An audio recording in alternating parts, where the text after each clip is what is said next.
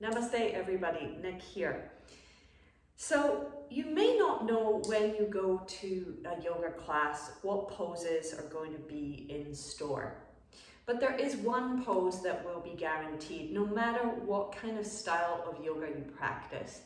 And that is the posture that is done at the end of a class known as Savasana or relaxation pose. And it's such a popular pose because everyone can do it and everyone loves it. And I've even seen, t-shirts where it's like, I only go to yoga because of Savasana. So what do we need to know about this kind of popular yoga pose that everyone can do it, that every school teaches? And what is your yoga teacher maybe holding back on teaching you around this pose? Well, at best, you might get the teacher calling it and explaining what Savasana means. So Savasana means corpse pose. And so it isn't necessarily a relaxing pose, even though you might be in a state of relaxation. It's a pose where the body can rest, but there's actually more of a focus on your mind because of the body's at rest. So you could say that Savasana is a mental pose. And like the name suggests, corpse pose, we are ideally in this pose replicating the moments before death. So it's not a relaxation pose. It's not a way just to kind of dump your body down at the end of a challenging yoga practice. It's actually used for a lot more. Now, why would we want to consistently, and especially if we're practicing yoga every single day, why would we want to replicate the moments just before death? Well, from a yogic perspective, this is really healthy and actually a bit of a gift to be able to do this pilgrimage every day and still be alive. So what can we do to enhance our experience of the posture of Savasana? Well, the first thing is to make sure that you're really comfortable, and I will give you a practice at the end of this video so that you can experience how Savasana should be taught. It's a chance for you to reflect on your progress. Everything you do in your yoga mat is the same you that is going around outside in the world. So the yoga mat is a chance, a laboratory to see what are the thoughts that keep coming up for me? What are the patterns that I always do? And in Savasana, we are able to see, okay, I was thinking again about how I look in the mirror today in class. I was noticing how I felt insecure next to that person. I was very aware of how my right shoulder is a little bit higher than my left and how perfectionistic I am. So we get a chance to reflect on our progress and things that we thought about or did during practice. We also can see where there might be parts of the body that feel somewhat stuck or resistant. So maybe there's a lack of energy there. We have a moment, just like we would before the moment of death, to really reflect on things that you love, things that you're grateful for, and be sweet and forgiving to yourself. So if you've had a practice, hopefully you've had a practice where you were really challenged, where you couldn't do all the poses, and where you maybe had to take some rest or do some boundary work or advocating for your own self. Hopefully your teacher put a few impossible poses in there and you got to experience that. Those places are like the fruits, like the sweet mango at the end of your practice. So being able to be sweet no matter how you did with your poses, no matter how crazy your thoughts were in class, to be able to forgive and love yourself at the end. Realizing that you don't control everything, you can't change everything, but there are certain things that you may have done to meet the challenges. You may have used props, for example. You may have used child's pose. You may have given yourself a mantra not to do the things that would normally kind of lead you down a negative practice. So although this may seem very grim to be practicing death every single day, we kind of do this already through our sleep cycle. The only difference is we have the same thing going on in Savasana as sleep and death. You know, all of these three areas, we close our eyes down. The sense of hearing is kind of lost, right? You don't hear things when you're asleep. That's why you need an alarm clock. We don't eat. There's no sense of taste. The sense of smell disappears again. Why people wake up and their house is on fire, right? All of the senses draw inward. This is known as pratyahara. The only difference between what we do every day naturally with sleep and doing it in Savasana is conscious. So we're actually aware of the sensories coming in. And unfortunately, the other thing that I've seen with Savasana is that it's being a little bit cheated out of nowadays. Before, 15 years ago, an average yoga class was about 90 minutes.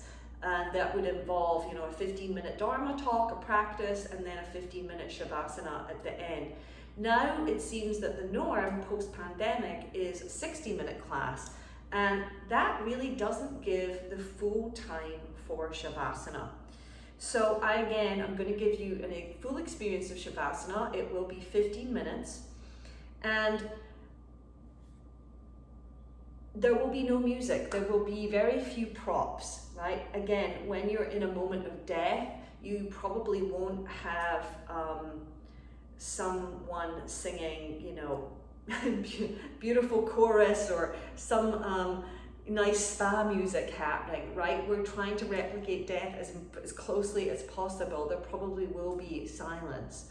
So, even though it seems a little brutal, and I know yoga teachers they don't like to necessarily go into the core experience of just before you die, there won't be music, there won't be sandbags, there won't be head pillows and puffies and essential oils.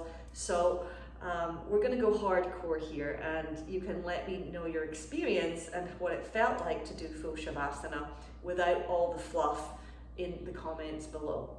So I'm going to talk you through getting prepared, and then I'll guide you into it. So the first thing to do is to make sure that your body is very well aligned when you come to lie down.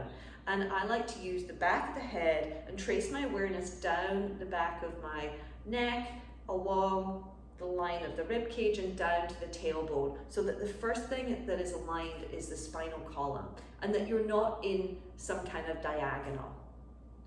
And then you want to take care to spread your limbs out. So none of the limbs should be touching the torso of the body. So the palms are about 45 degrees away from the body.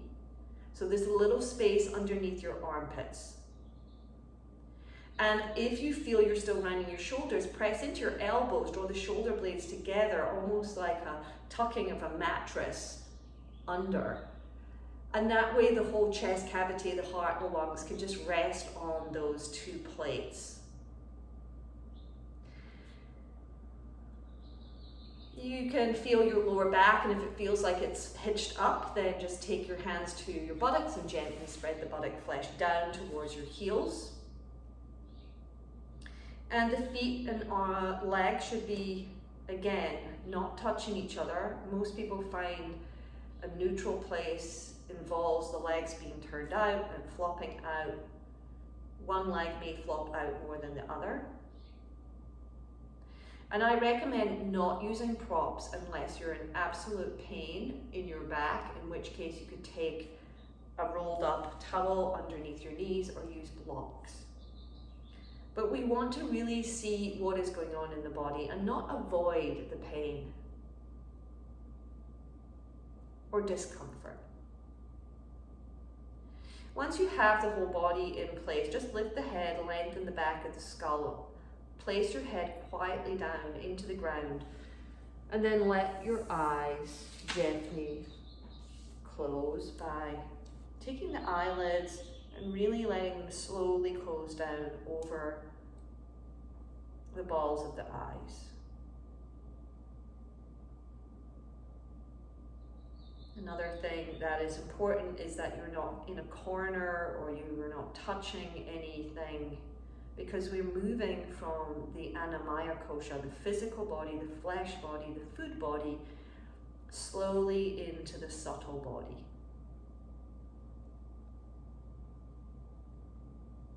So your body stays completely still. And it's a discipline not to move the body. The mind may want to agitate you, to tell you that you need to itch something or scratch something or fix something. But again, we're disciplining the mind in this posture. So unless it's again a real emergency, don't fall for the tricks of the mind and keep completely still.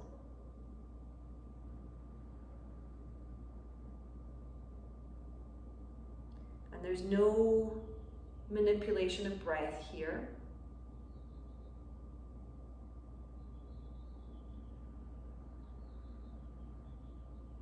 You're not trying to breathe maximum.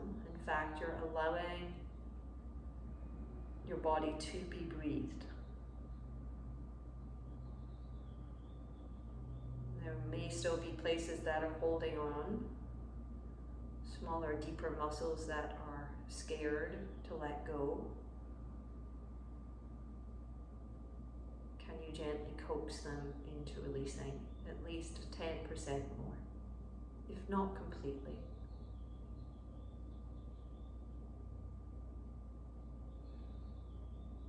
And then you're bringing to mind the idea that this would be you lying moments before death.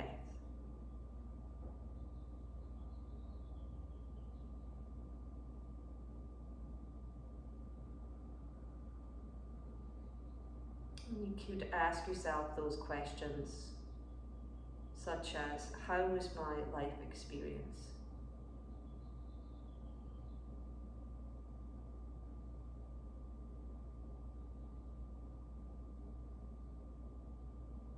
Without any reprimand or judgment, very objective.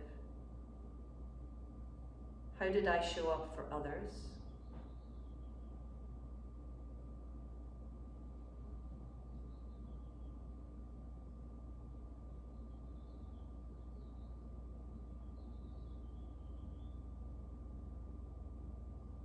What lessons did I learn?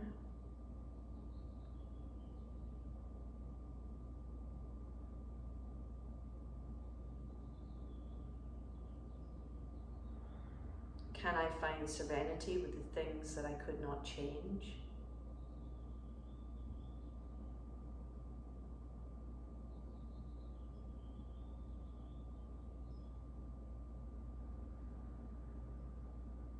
What am I grateful for?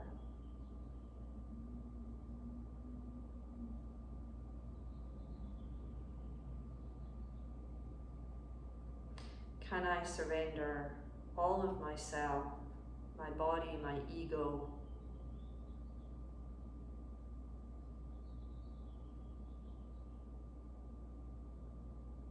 to spirit, to soul, to Brahman, all that is?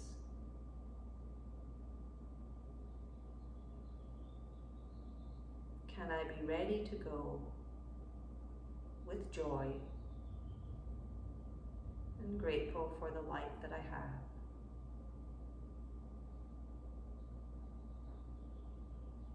Let yourself relax and restore. Let your mind turn off. You're staying in this very neutral position. The work is being done, the body is being restored, the breath is being breathed. Staying still but alert for the next few minutes in Savasana, corpse pose.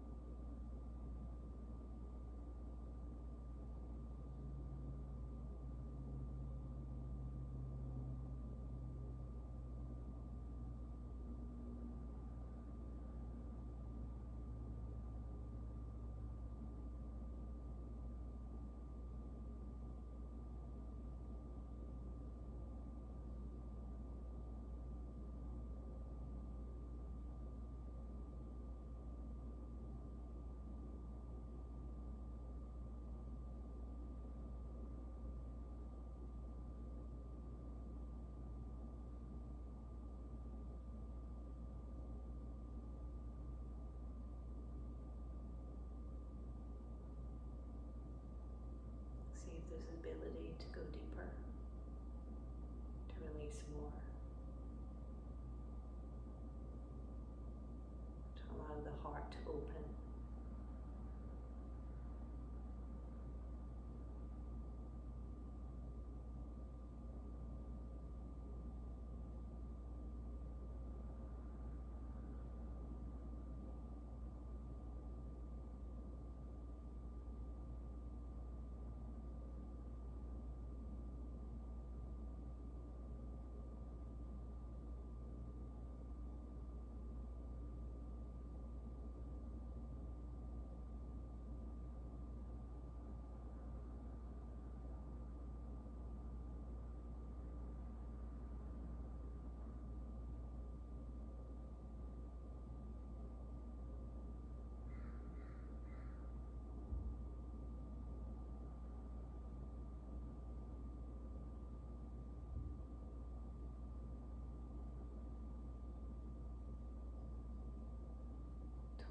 Surrender of self.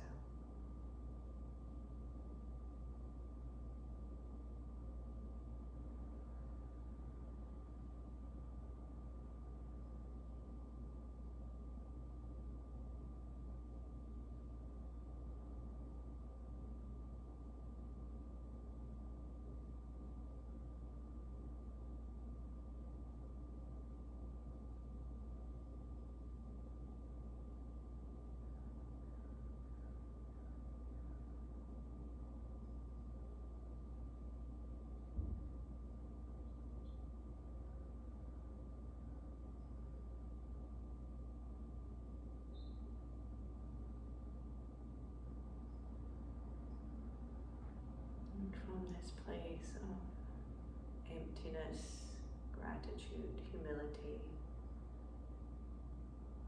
you start to realize that you are still awake and alive. You have had a reflection in death pose on your life.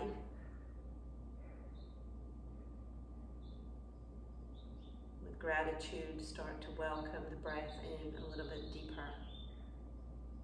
A force which comes to you every moment, at all times.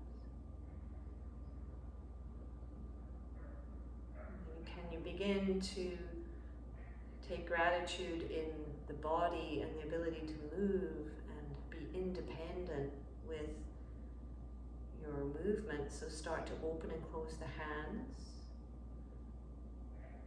Wiggle your toes. Feeling that joy of being able to move start to come through the cells, through the organs, drawing your knees in toward your chest. Give yourself a hug. Really feel the container that your soul lives in. It belongs to you. It's been with you since the moment you're born. It will stay with you until the moment it's time to leave. And no matter what you think about it, it is a wonderful vessel for you to be in the world in. It helps you to spread your joy, your message, your love. And then you can tip yourself over to the right side and come back to sit up. And I really hope that this will deepen your understanding and experience of Savasana when you participate in classes or if you're practicing at home. It can be done just by itself as a pose, as a posture. And it's also very close to the Yoga Nidra practice as well. If you don't know what Yoga Nidra is, it's a little bit more active Shavasana, but it's a practice of meditation done lying down in Shavasana. So if you love this video, check out some of my Yoga Nidras, and I actually run a membership where we do Yoga Nidras every month on the new moon. I call it Journey of the 12 Moons, and it's a way to be passive, like we were just in Shavasana, and allow intuition and teachings and healing and health to come to you instead of tirelessly searching outside of yourself for it. So check that out. I'll put a link in the show notes. Journey of the 12 Moons, an astrological healing journey with the new moon and Yoga Nidra. Thank you for listening. Hari Om, Om Tat Sat, Namaste.